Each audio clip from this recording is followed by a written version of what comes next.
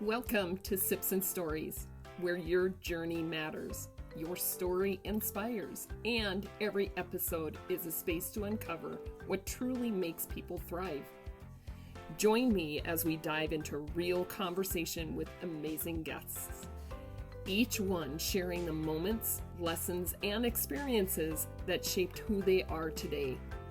I'd love to hear from you, too. What's your journey?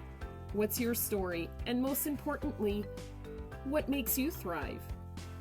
We'll see you on the next story. Hi everybody, welcome to Sips and Stories. I am Sandy Shook, and today I have Suzanne with me. Suzanne, if you can introduce yourself. My name is Suzanne Tulien, and I'm happy to be here. Yeah, thank you very much. So what is it that you do, Suzanne?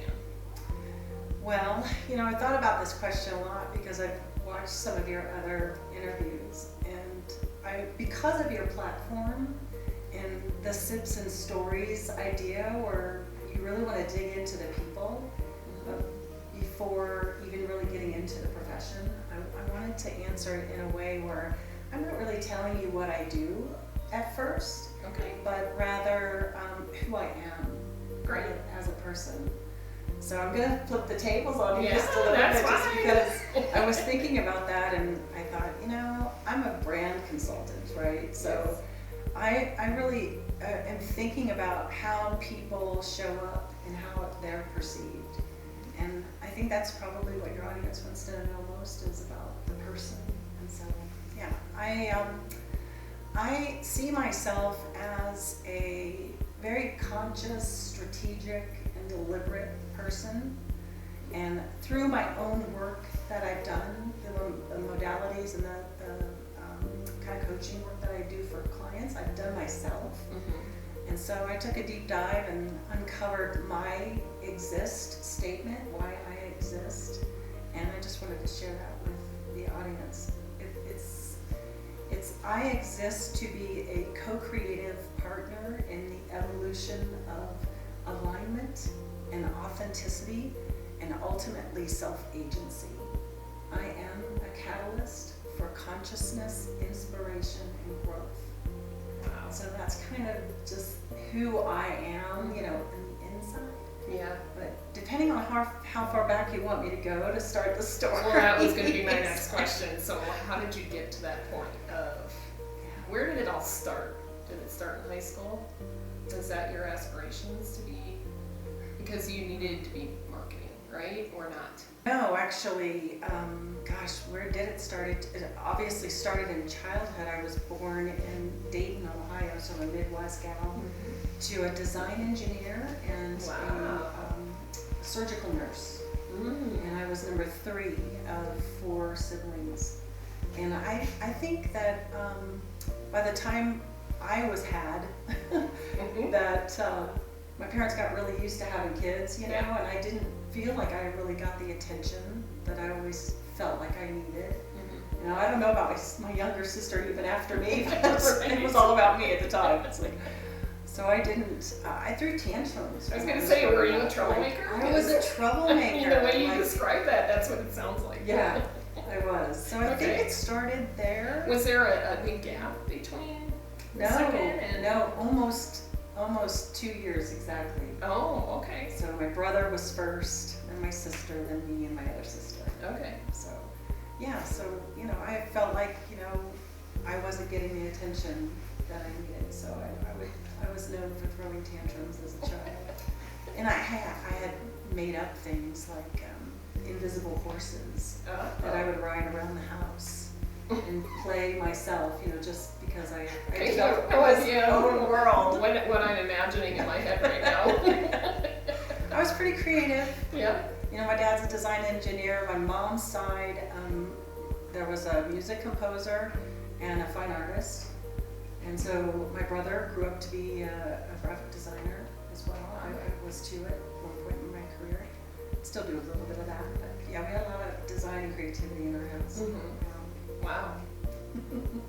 So that's what you did for fun then too, huh? Yeah. Well, we, made up stories, and gosh, our whole family was we put on shows in the garage with other neighborhood kids, like Carol Burnett shows, like variety shows, I guess. And please tell me you did the whole curtain thing.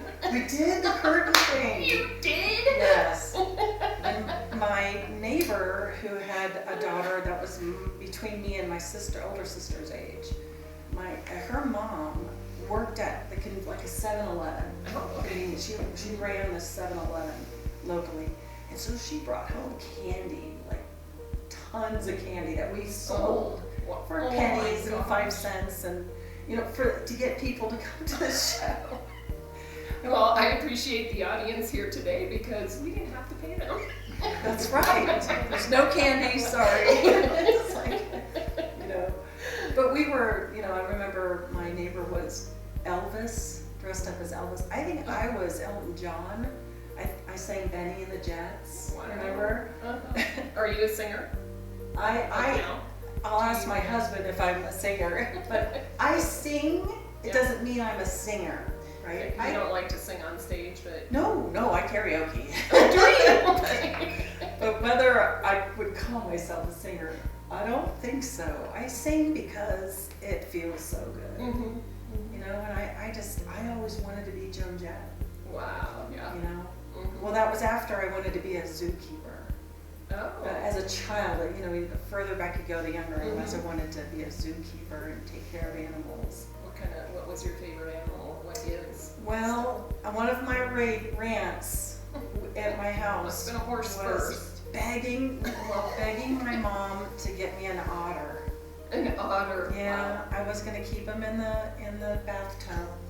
Yeah, and I Did she get you a stuffed one? For weeks. No. I ended up getting a couple of rabbits. Oh my. And we've always had gerbils and cats, which aren't really that good of a mix. Yeah, no. If the cat can get in the cage and the gerbil, or you're playing with the gerbil outside and the cat's right there, it's not a good idea. Yes. And we had a lot of little animals too when we were growing up. Tons of cats, because my cat Taffy had 2 litters a year. Oh my goodness. And we always had a free kitten sign out in our front. So not only did you give away candy. Yeah, you gave wow, away. You were an entrepreneur early. I'm peddling free kittens out in the driveway. Wow. So we had a pretty creative upbringing. Yeah. So what brought you out here then? Well, years later. Unless you want to talk about, step by step. Yeah. We'll probably bob back and forth. Okay. So I ended up marrying my high school sweetheart, and he went into the military. Oh wow. Yeah, so I was a Navy wife, and I was in Norfolk, Virginia. While he was in our first year of marriage, we saw each other 56 days out of the entire year. Wow. Because he was out on a ship, and that wasn't fun. Yeah, no. For me, moving to a new place and back then too. Okay. They probably didn't have communication as well as what they do now. No, right. So. No cell phones. Yeah. No FaceTiming. No. I remember waiting at the house for mail every day. Wow. Waiting to hear from him. And occasionally, when he ported, he'd be able to talk to me. But yeah, that was a tough time because I was young. We got married at 21. That was my practice marriage. But yeah. There's some chuckles. It wasn't. Come on, we all know. Right? Yeah. Some of us have been there. Yeah. And I think that we just grew apart because we were just so young and we just didn't know each other well enough. But we did get through college together and start careers, which was good. Yeah. I never wanted to have kids, and he did. Oh. So that was another issue too. Yeah. I'm such a free spirit. I don't want to be tied down. Having cats is enough, right? Well, yeah, because you give them away then too. Right. That's right. So then you came out here then because of the Navy, or actually, did you just come to get away from and get something different? That's the more closer story. Yeah. So after about 7 years of marriage and living in Norfolk, and we moved to Alabama, Mobile, Alabama. And that's where we got our college degrees. I got a Bachelor of Arts in Communication and a minor in graphic design and psychology. Oh, and psychology. Yeah. I just couldn't stay away from the psychology classes. And you know, probably if I wasn't so drawn to graphic design and the arts and the communication side of it, I probably would have been a psychologist. Because I'm just so intrigued with the human element. Yeah. Well, I think that just in the run-ins, that's not really the word I want to use, but when you and I have actually been face to face, I mean, you are about the relationships, and you can tell where your heart is at. So I'm just digging in. I'm just seeing what's behind those eyes and trying to figure it out, right? I'm trying to figure people out. And your psychology classes probably helped you. Oh, yeah. Well, I think that lends itself to the field that I'm in now. Yeah. You know, and understanding brand, because all brand is perception.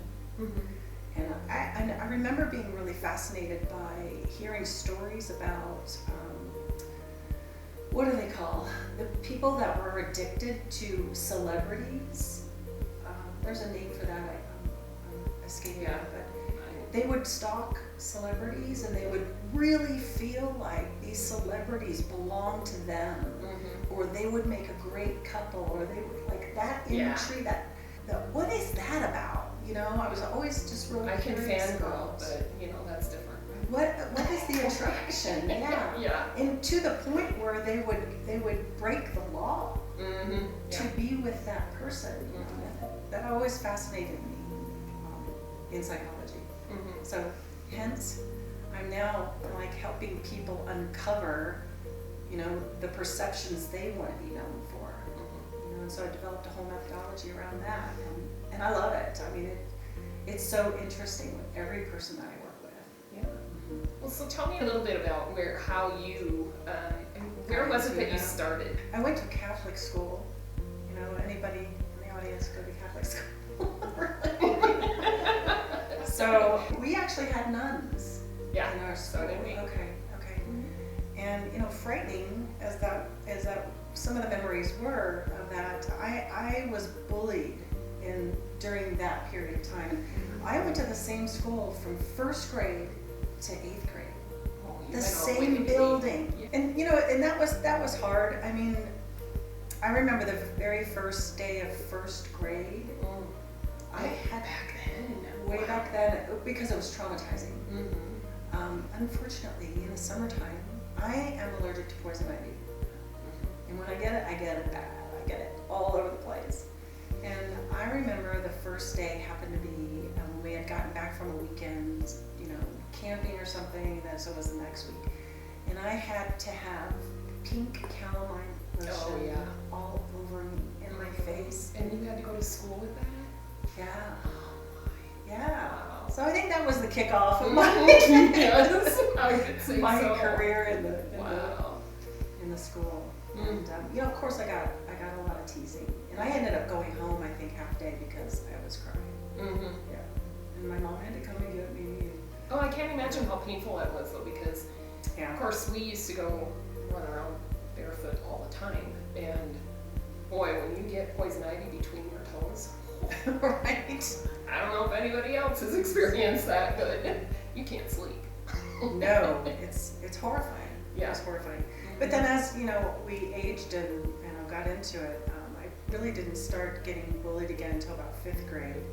And there was some new gals that came into the school from out of town. And this gal just thought she was something else, you know. And at first I felt like, you know, why can't I be like these gals and be accepted and that sort of thing. And they were mean. They were just flat out mean and tricky and, you know. In 5th grade. In 5th grade, yeah. So that was, you know, I realized, I think, that why do I want to be like these women, these girls, versus, you know, why are they picking on me, and what is it about me that they're so afraid of? Oh, you had that thought. I think I started having these existential thoughts back then. It's like, what is going on here? Because I couldn't figure it out. And I have a little bit of the story in my personal brand book, and you know, this one came first, brand DNA came first, and I was hesitant to even put that in there because I'm not one to dwell on the past. Right. I want to live in the present and, you know, be grateful for what I have right now and really, you know, appreciate the present. But so it was a little bit of a COVID caused me to write this book because nothing else was going on, right? Yeah, right. I said now I can get this out and get my novel out and my coaching, you know, form out in writing here. So because of your experience at the school you were at, the what do they call it, parochial? How did high school end up for you then? Were you more stronger because of that experience? I think I was, because I certainly didn't get bullied. I actually went to 9th grade at a junior high. It's called Smith Junior High. And then for 1 year from the Catholic school. And then I went over to the big high school, right, for the other couple of years. And I joined DECA. Oh, yeah. And I had enough credits. And had I known about DECA back then, you know, what an incredible organization. That was so cool because I got to leave half a day to go do work, you know, and I got a car, and so I was the hot chick. You know, I was like I was so becoming so independent, and I think that I matured a lot quicker because I had responsibilities. And it felt so good just to be so independent in high school. Were you more of a, what do they call it, latchkey kid? Or Yeah. At that age, definitely, because my mom was a surgical nurse and my dad worked.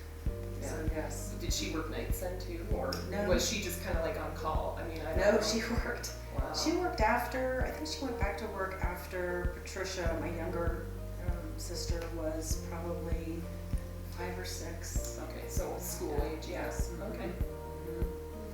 Yeah. Wow. And what was that like, not having, or? So I grew up with my mom in the house, and I had no idea that, I didn't know how broke we were when we were growing up. And she did all kinds of odd jobs. I had no idea when she was working on the books. She was actually working on everybody else's books around town. She was actually, she worked for a CPA. Okay. And I had no idea until, I don't know, maybe 5-6 years ago, you know, because I talked to her every weekend, and it's like all these little things keep coming out, and it's like, why didn't she share any of this with us when we were growing up? But she used to do sewing. She sewed for people, and so she taught us how to sew. You know, we always had creative minds, you know, making dolls, or, you know, for our Barbie dolls, you know, making clothes and things like that. So I don't know what it's like not to have my mom home. Right. And my boys, I worked at Oracle for 22 years, and for most of that I worked at home. Okay, yes. So, yeah, so with my boys, you know, they also experienced mom being home when I got home from school. Right, that's always nice. Is it? But then, you know, when you're independent, you have your own car. I know, I was going to say, you don't have anybody watching you. Yeah, it's kind of, you know, liberating. Yeah. Well, and you said you worked as well, I did. So what did you do in high school? So many weird jobs. One was like a call center job, but it was really not that big of a center. And you had a script, and, you know, it was about something about health, some health package or health program. It was so weird. So were you selling? I was selling. I know. In high school. Hard. Yeah. Bless you. Yeah, it was super hard. But you know what? I had jobs before I even had a car. My dad would put me in the car and say, "You're gonna make, you know, $5 if you mow this lawn." Yeah. I mowed lawns. Yeah. You know, since Michael was older and he was, you know, growing up and doing his own things, he had to get me and Karen, and then Well, and then, you sold candy bars too, so yeah. don't forget for that. shows. When we were doing shows. Yeah, that was And then so we did a babysitting, but I'm not a babysitter. I figured that out. I'm a kid myself in my brain, and I just I don't want to have anybody. I don't want to be responsible. I was going to say the responsibility. Yeah. Anybody. Did you? And I don't know if this is too personal, but did you ever have any children? No. Because you said you didn't want them. I didn't want them. That's... Luckily, thank goodness, I didn't have because them then you'd have to be a in my full-time first babysitter. marriage, because it would have changed my entire Yes. life. Isn't that crazy? You know, Yeah. I appreciate moms and, you know, wanting to be a mom, but that's not me. Mm-hmm. Yeah, it's not me. Animals, I can deal with, Mm-hmm. but it's just, I don't have a gene. I just don't have Animals it. don't talk back either. True. I don't know what it is. But that's okay though. I mean, I think that it's great that you knew that early on. I did. Instead of, Yeah. going through those emotions of, I really should do it because everybody else is doing it. And maybe you You did know, do I that. had a question Mhm. like that before, because I had my girlfriends growing up and getting married and having kids, and I'm like, it just, my gut check was no Mm-hmm. every time. I'm Yeah. like, all right. I'm just- Well, okay, so then you're out here. Yeah, so How long have you been here? since '96. And you have not, you didn't move around anymore? I came from Mobile, Alabama. I moved out here, and I came out here with a girlfriend of mine who was part of like the Adams Mark Hotel hospitality industry Mm-hmm. in Mobile, and she had some points or something, and so we're like, let's go to Denver. Yeah. You know, and I didn't even know what that was, right? So we took off and went to Denver for a week, and ended up just going to Rocky Mountain National Park, Mhm. and I was transformed. I was really taken aback by the beauty of the mountains, and I now say that I always should have been born out here. Really? Because this is my spiritual place. So no leaving. I'll leave to Yeah. travel and have fun, but I think there's always going to be a home for Yeah. me here, because Mhm. it's just, there's something about these mountains that I love. That's what I feel too. When having time, we talk about, my girlfriends or my family talk about, moving somewhere else. Okay. I don't know where I go. I love Colorado, and this is my place. This climate here is ideal for me and my hair. Oh. So, my hair's so Mine too. so important. If I had long hair like that before, and it was, when I lived in Mobile, especially because the humidity there is so bad. But out here, I'm loving it. Yeah. Nature is in my DNA. Mhm. It is part So, of yeah, who you- I am. What I loved when we had coffee, I asked you, or you had mentioned that you fly fish. Yes. And Thanks to that man over there in the audience. that's awesome. Yeah, it's one of my dreams forever. Yes. To learn how to do that. And I think that one of my girlfriends said she'd do it with me. I just need to get it scheduled. I think I'm pretty good at it. I don't know if there's some intuition involved in it, but John and I have a little bit of a competition when we both first get out on the water, who's going to catch the first one, Mhm. right? And so that's pretty fun. But my secret is when it's always catch and release. Yeah. So that's part of. Well, and the that's deal. what I understand that a lot of fishermen out here, it's about catching. Well, that's sustainable, yes. And we don't need to eat them, and Mhm. it's just really the thing. Yeah. So I always kiss them, put them Aw. back in the water. They try to kiss you back. Not really, but and everywhere we go, if we travel and we know there's a river, like New Zealand was fantastic. We did 2 guided tours of fly Wow. fishing, and they fish very differently there. Really? Because it's sight fishing versus here, because it's so abundant here, and we know the fish are in certain holes and they live in certain areas. You don't have to see them to catch them, right?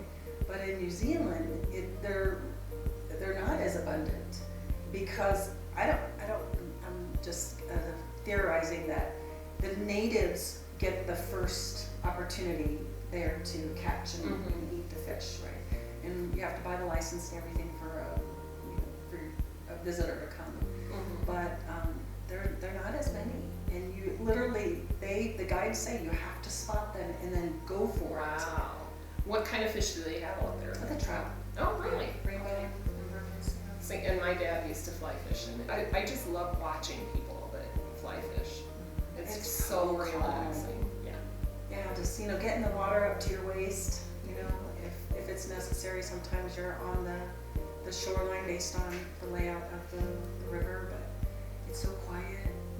We've lots of times have just seen, just out of the blue, you just happen to look up and there's deer crossing right next to you. Wow. So And it's you're very quiet. Part of it, the Yeah. whole experience, and you're just like, wow. Where have you found, because you travel a lot too, right? Where have you found your favorite place to be outside of Colorado, of course? Well, I rarely would think that I would go back to a place that we've been before, but New Zealand is that place for sure. In fact, thinking about moving there for months, as much as we can to just hang out. I think visas now are up to about 6 months, but we would definitely, because here's what I say about New Zealand. Everybody says it's on my bucket list, right? And I'm like, get it off your bucket list. Go now. Yeah. Go now, because you're going to kick yourself if you've waited 10 years and you may not be as healthy or as curious or whatever, but definitely go. It is Colorado. The two islands are Colorado with a shoreline. Wow. That's why I love it so much, right? They're all about adventure, and it's so beautiful. You get a little bit of everything there, and lots of sheep. Like more than people. Wow. Lots. So they're like the sheep. Their sheep world is our cat world. Maybe. Do we have a lot of cats here? Obviously you do, because you grew up, giving them away. So New Zealand, and also too with the whole message of just do it. I think that's one of the things that I've learned even with going to Europe. Yeah. Because I never had any desire to go to Europe until I met somebody from Australia. If people were like her, out of the country, what else am I missing? Well, if you yearn for it, then you've got to, you've got to give that to your soul. I think, some people don't want it, and that's fine too. But if you yearn for it, John and I are planners. We're like, next quarter, what are we doing? Next quarter, what are we doing? Like and everyone says, you travel so much. Where are you going now? I see all these pictures on, social media and stuff. Where have you been? It's like, well, we make it happen. And you budget for it, and that's... Oh, sure. You got it. That's, the other side of it. One of the things that I've told, because of with me being in finance, I've told people before, you can make anything happen. And I'm the perfect example of I can't afford it. And then my mom wanted to go on a river cruise in Germany, and I'm like, well, I can't afford it, but I'll start setting money aside. And guess what? We didn't get to go because of COVID, but I did have that money, and when I got laid off, guess what I lived on? Yeah, right. So you can do it. It's just a matter of, even if it's $50 a month, what is that? I live by a phrase that I say to myself a lot, is you get what you expect. So if you've got a conversation going on in your brain that you can't afford something, you're not going to afford it, right? But if you believe it's possible, things you start moving in the direction.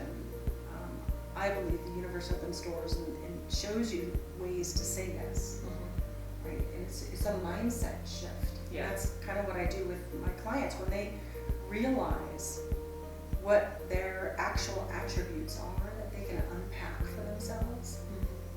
It is a top of mind energy sort of vibration thing that helps connect them to realizing that they have these opportunities, that they have this skill set, that they have this wherewithal about them to be that, to step into that, and I call that self-agency.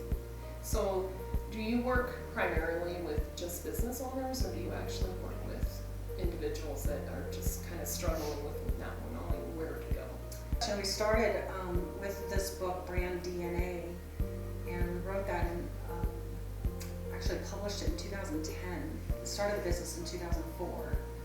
And it was the shift. You hear about the shift and how I even got into this business. With my communications degree, I'll make this kind of quick.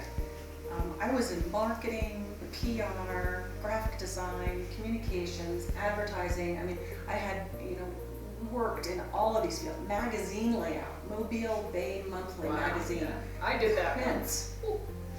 Yeah. It's cool. I really like the deadlines and the pressure and putting the magazine together, and you're always 2 months ahead of time, and that was really cool. I didn't realize that, really. Mm-hmm. See, so the magazine I worked on was for the Miss America pageant, for the Colorado pageantry up in Denver, because they needed somebody, and I'm like, I'll try it. Was that a weekly then? Or no, it was just for the event itself. Oh, for the event. Okay, Yeah. so there was one time, yeah. Mm-hmm. Ours, the Mobile Bay Monthly, was always about 2 months ahead of time. Planning, editorial, pictures, ads, selling ads and all that, and then laying it out. And that's when publishing, desktop publishing just came out, right? So I all used the that.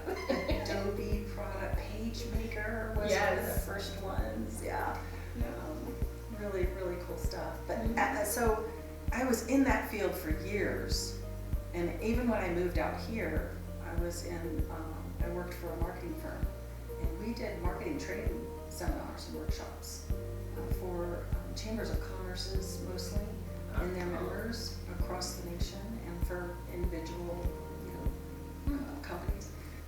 But I was president of the Pikes Peak Advertising Federation for a couple of years as well, and that kept me in that field, and surrounded by the creative team here. We've got lots of creative talent here in Colorado Springs. If you remember, I don't know if you know this, but filming the Westerns was like in this town.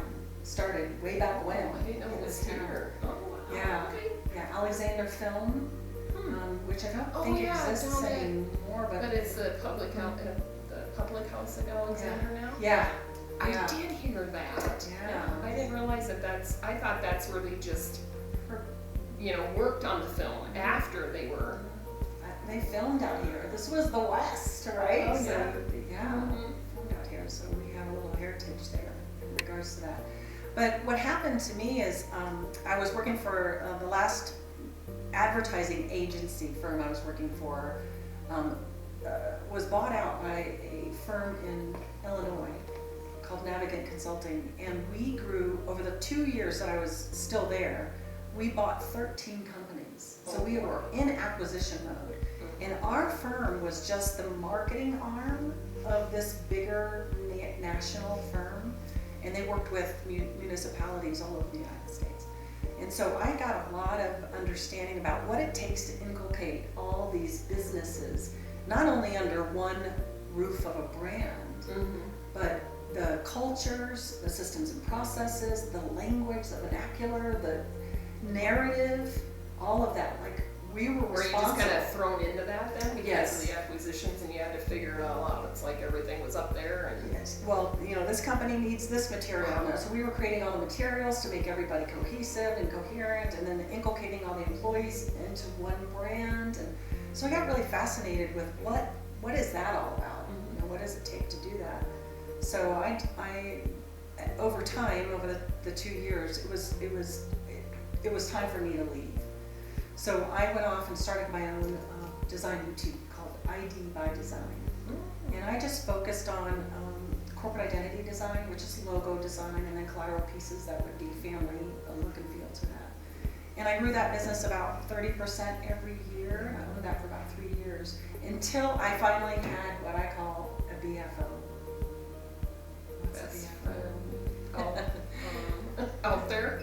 BFO was over time, but it finally hit me. I call it the blinding flash of the obvious. That all I was actually doing by creating these designs and putting them on business cards and building, websites and, collateral pieces and making these companies look really, really good. All I felt like I was really doing is putting lipstick on the pig, so to speak. I wasn't helping them the way I think I could really help them in terms of stepping up to that updated look and feel. Mm-hmm. What does that mean? What does that level of sophistication do for the customer service experience? Yeah. What does it do for the mindset of the owners? What does it do for the mindset of the employees? And how do we now wrap our arms around this new look and feel to start walking that talk and delivering on a new promise that we are this professional, this sophisticated, this expert at what it is that we do, right? So you kind of pivoted then after 3 years. I hugely pivoted. Yeah. I got rid of ID by Design, and I started a company called Brand Ascension. Wait, so you just like closed the doors? Yeah, pretty much. Okay. And I had a client who I had just created a logo package for, who was leaving the hotel industry. She was an expat working over in Japan at the time for huge continental hotels. And she came over because she had an embolism. That she was a workaholic, right? She ended up being my partner and co-writer of the book, the first edition. This is the second edition. And I convinced her to come along with me. I said, with your expertise in strategy of HR, because it's really about the people, right? Yeah. And my area and understanding brand and visuals and that sort of thing, let's create a model where we can help companies go inward and unpack the attributes that make them who they are. In fact, that was the research we found when we looked for companies that were sustaining themselves, in fact, even growing in economies that were up and down. What was that consistent thing that they were doing that kept them sustainable? And so we put together a model, a methodology called Brand DNA. And we put it in a book. And we started at like junior achievement and making little workshops and bringing in small businesses, and that kind of took off. And then we met a woman who was just starting to do what we didn't know what the word was when she told us, is a webinar. Oh, yeah. Remember when that word was new? I still use it now, and it's like, okay, that's not what they're calling it. It's not, it's just, you don't call it that anymore. Yeah. We're like, well, what the heck is that? And she goes, well, I'm doing this new thing where I'm training people over the internet. And we're like, what is that about? How does that work? You know? And so she introduced us to that world, and we were probably one of the first companies to really get that going, get that product of a course out there. Wasn't it fun to actually be part of that though? It was. To learn how all that works, and I mean, I still don't know how it all comes together, even now with all the different tools that we can use. It's crazy. Oh, AI is just exploding to a whole new phenomenon. It's giving everybody anxiety because it's unfathomable of what the things that are coming out we can do now. But so that was interesting. And then we started, since we had published the book, we were getting phone calls from these large organizations, like these global organizations. That's wonderful. One of our first. How did you promote your book then? I mean, that's what's intriguing to me even now when somebody writes a book, how it gets out there to Amazon. But was it Amazon? It's so much easier for now. you? I'm trying to remember. We got it. It was a hybrid publishing company, so it was part self-publishing and part professional publishing. I mean, we would do a few things and they would do a few things, and so we created. It was can I say the name of the publishing company? I won't say it, but because we're not with them anymore. But they're still around. I think this was before Amazon actually became like more of a book publishing organization, because we eventually went over there. But they helped us, and it got out into bookstores. It got out into the ethers. And we got a phone call from a company, a global company in the mining industry out of Tucson, Arizona. And they had a product they wanted to launch, and they wanted some brand work done. And so we were on the phone with them, and we talked to them about, well, who are you? And, what is the perception you want to be known for? We started asking these questions. Is this a spam call? Yeah, and he couldn't answer us, right? Really? This is what we need it was to. that new to them that they didn't even know how to answer the question. Yes. Wow. And this is what we ended up convincing them, that this program had to be foundational before they could begin scaling like they wanted to. So they brought it, they flew us down there, and we did all these engineers in the room. Oh my gosh. Your psychology took into effect immediately. It was fascinating. Yeah. It was fascinating getting these engineers to participate in the unpacking of the DNA attributes of this organization. Yes, I can imagine. That led to another, and then that led to another, and then that led to Charter Media. I came to Charter Com right now. Charter Communications, worked with them for 7 years. I'm building avatars, training their people in all of the United States, and, just building out this conscious awareness of who you are, and who you are as an employee belonging to a bigger thing, right? And what you can contribute to that, and do you even want to belong to that, or it really helps you understand if you're on brand or off brand. Yeah. Well, and with her, I don't know who your partner Carol was. Chapman. Carol, with Carol's experience in HR, she probably had so many of those pieces already in place that could help with that. Yes. Yeah. Yeah, so we started actually attracting, VPs of HR. And operations were our key people that we would connect with, because they were about, the organizational structure and the culture of the organization. So that's what kind of got us on this roll after we published this book, to really get into brand. Yeah. Yeah. And that was our primary market until about 2011. And she left the company and went back home to Atlanta. She was from Atlanta, but lived out here for a while. And then I had to make the decision, is this something that I'm going to continue to do? It was heartbreaking that the partnership was breaking up, but I was on the edge of getting another big client, and I'm like, I'm just going to see what happens. Yes. So again, people out there, when there's an area of pivoting, don't give up, just stay the course and find out what happens, right? Well, we had created so much proprietary intellectual property with this program, and running clients through the program. They would come up with requests on how we would go about infusing this information into the hearts and minds of their people. And so we came up with this thing, and then we came up with this thing, and we sold it before we even created it. Yeah. And we're like, oh my gosh, we just sold this product, and we don't even know what that is yet. So as consultants, believing in our methodology and what we did and what it could produce for the client, we went to work. And so I've got this portfolio of tools that help our clients, once they get clear on who they are, how they can infuse that into their organization. Wow. It's so fun. Yeah. It's so fun to see it happening. And it's just you now? It's just me. Wow. That's so cool. Me, myself, and I. Yeah. Yeah. Well, I admire everything about you. I mean, I was in a course through the Filipino Chamber of Commerce. Yes, I've done much with. And when you came in to talk with the SBDC, it was like, cha-ching, everything in my head. It's like, gotta write that down. Gotta write, Of course, wrote it down. Now to do something with it. That's right. And that's what I'm certain that that's what you can do, is that you can direct people, this is what you need, now let's see how we can get there. And what I love about, we just briefly talked about AI, right?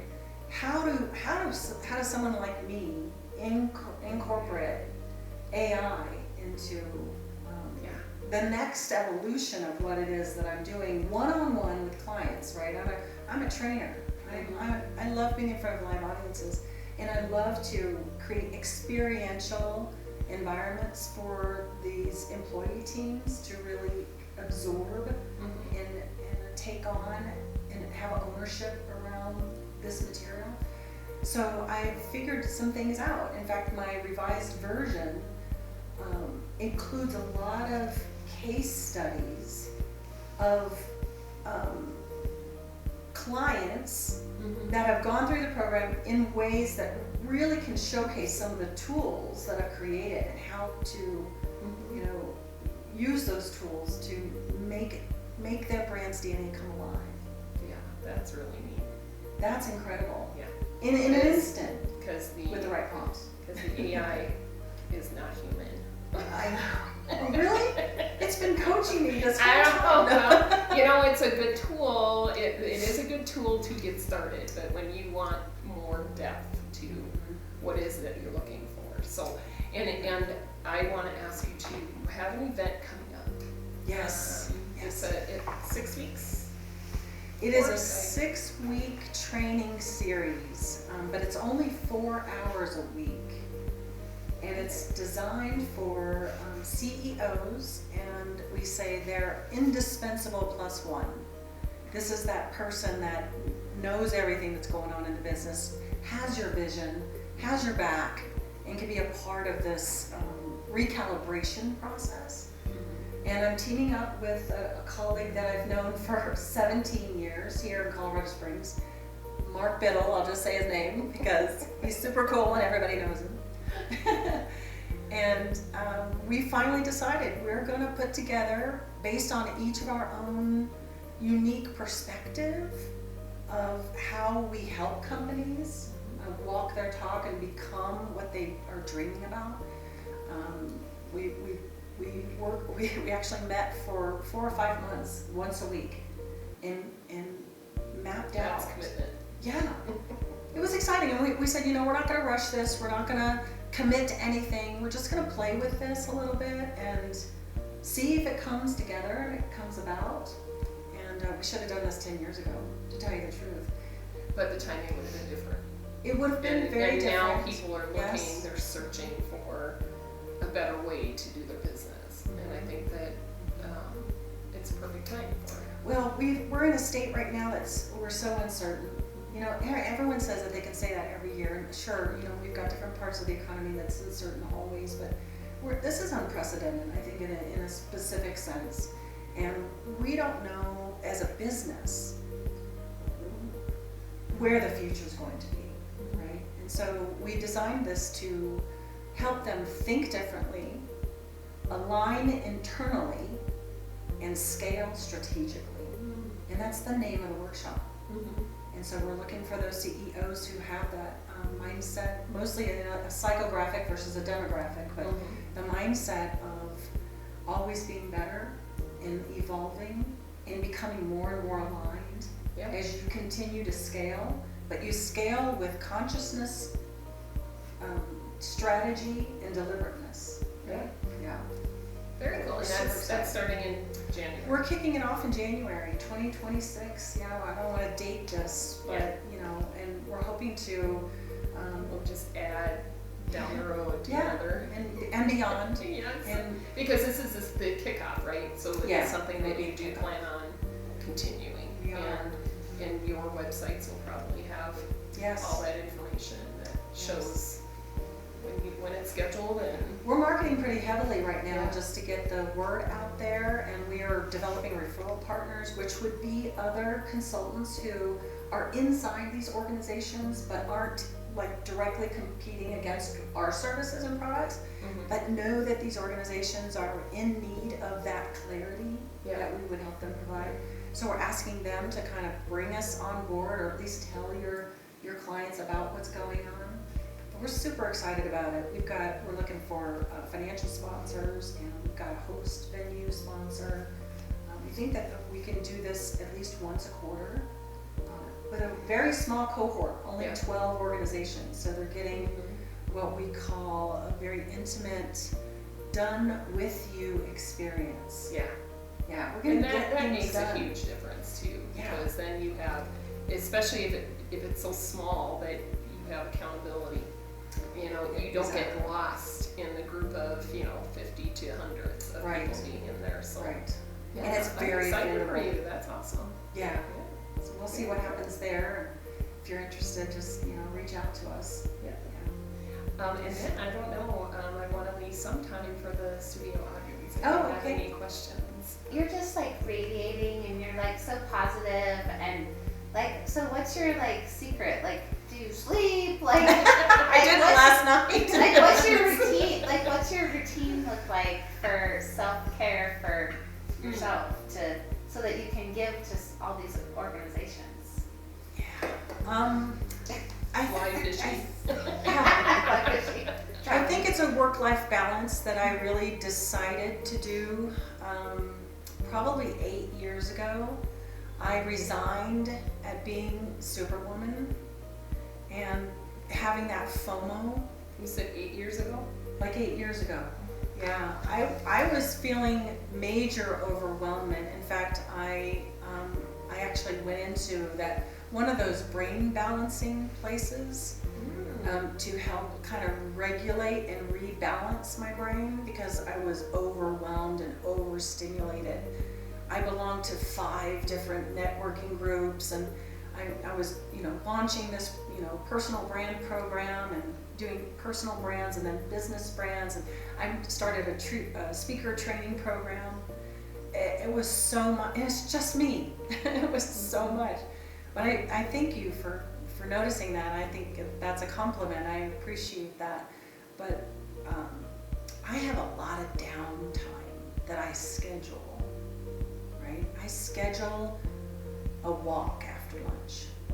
I schedule, I use Insight Timer on my phone, which is a wonderful, calm, everything from guided meditations to workshops to just music. It's like 50,000 different pieces that you could listen to. I'm always into self-help and growth. I'm reading articles that are inspiring, other books that are self-development. I'm like a junkie. So you really don't have much downtime. You just have that is downtime for me. And then of course the fly fishing. I'm like, oh my gosh. I'm like, well, okay, but I work hard and I play hard. And it's just been recently too, of the last I think 1.5 years now. I've been saying this for the last 5 years. I'm gonna take Fridays off. I'm gonna figure it out. I'm gonna work it out on my calendar. I'm gonna mark out Fridays that it took me 3.5 years to do that. So what are you doing this Friday? I'm getting a massage. Oh, okay. Yeah, I'm getting a massage. I got a girlfriend date. I was just testing you. Yeah. And my husband's got a poker night with his buddies, so I'm planning it. And when you say you don't have enough time, you don't have enough time.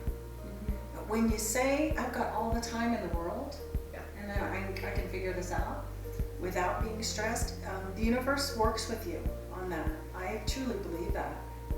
And so you gotta find what you're passionate at too. I mean, this is in my DNA. I am thrilled every time I get aha moments from my clients. And because you're still learning from your I'm clients. still learning. Yeah.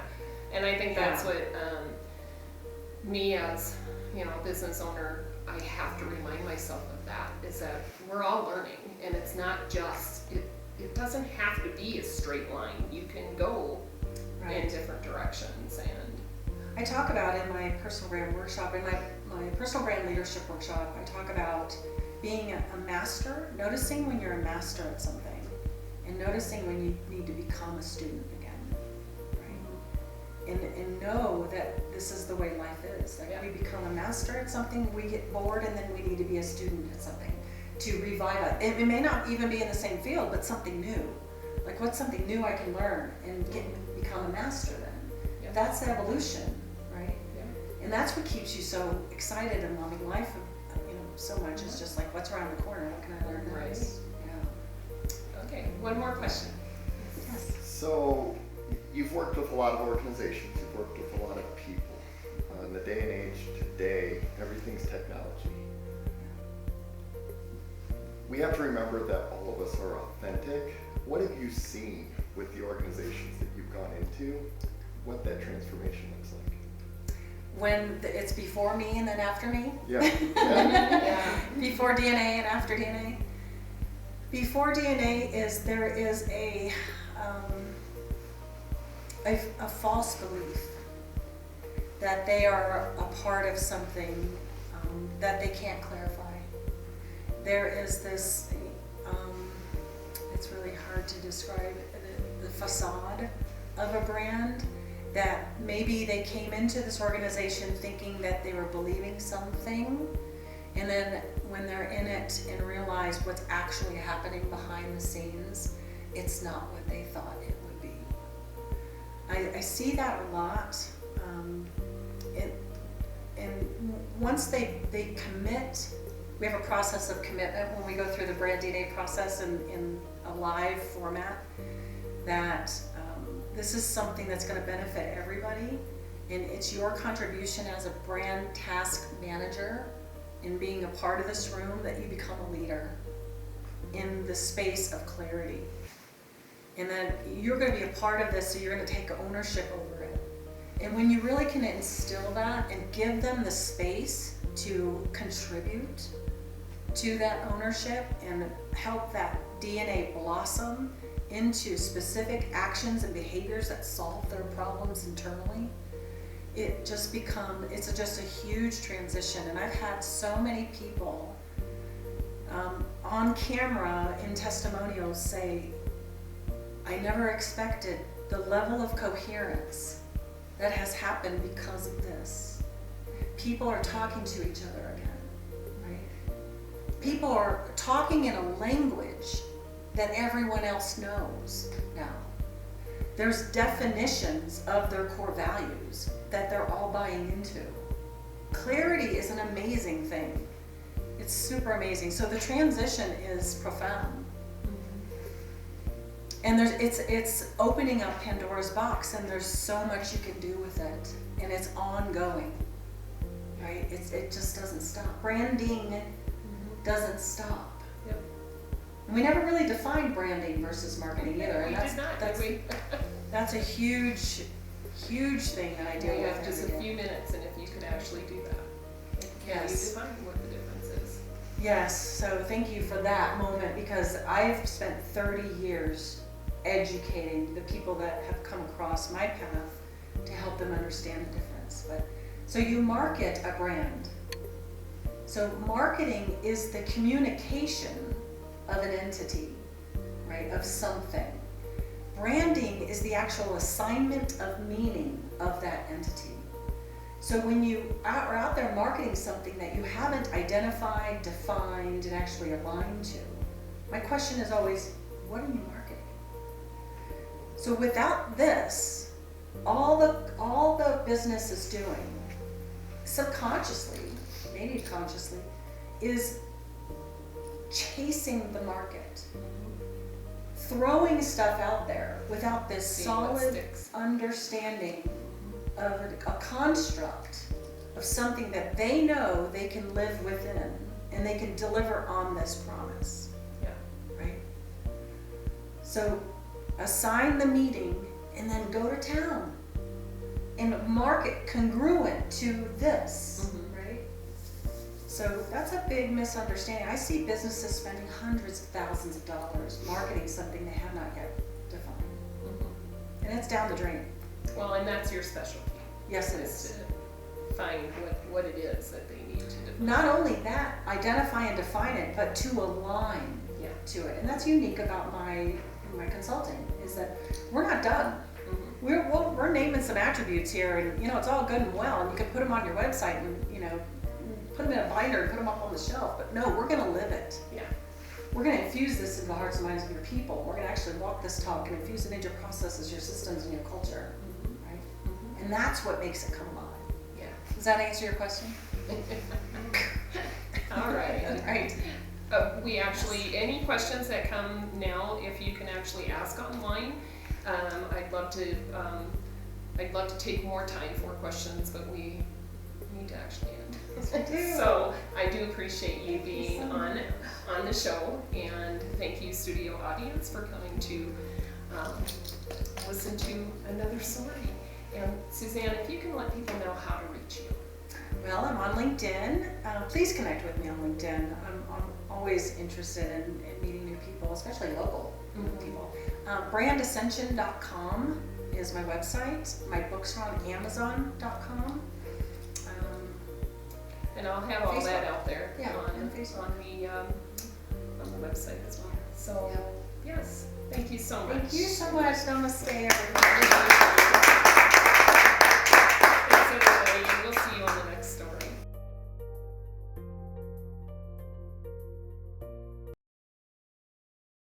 What's your story? And most importantly, what makes you thrive? We'll see you on the next story.